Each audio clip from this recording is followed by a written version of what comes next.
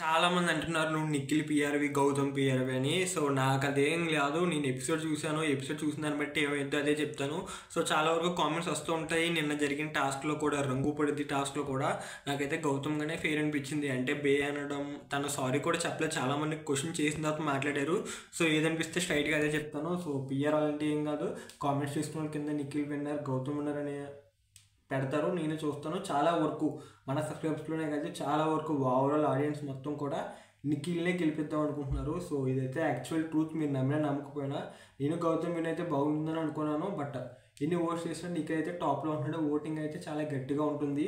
So next week అంతా ఇంకా గొడవలు అయితే ఏమీ జరగవు. గొడవలు ఆల్మోస్ట్ అన్నీ అయిపోయినాయి. ఈ రంగు పడిద్ది అనేది లాస్ట్ టాస్క్. ఇది కూడా కావాలని వీళ్ళిద్దరికి ఫైట్ చేయాలని బిగ్ బాస్ అయితే ప్లాన్ చేశాడు. ఎందుకంటే 14th వీక్లో కూడా ఏ సీజన్లో అంత గట్టిగా గొడవ జరగలేదు నిన్న జరిగిన గొడవలో. సో మ్యాక్సిమం ఇది నెక్స్ట్ వీక్ అంతే జర్నీలు. సో ఎవరి మీద ఏం తిట్టుకోవద్దు, కొట్టుకోవద్దు. జస్ట్ ఎవరు గెలిచినా అదొక వారం రోజులు ఉంటుంది హవా. తర్వాత మళ్ళీ బ్యాక్ టు ద వర్క్ అన్నట్టే ఉంటుంది. So don't take it serious.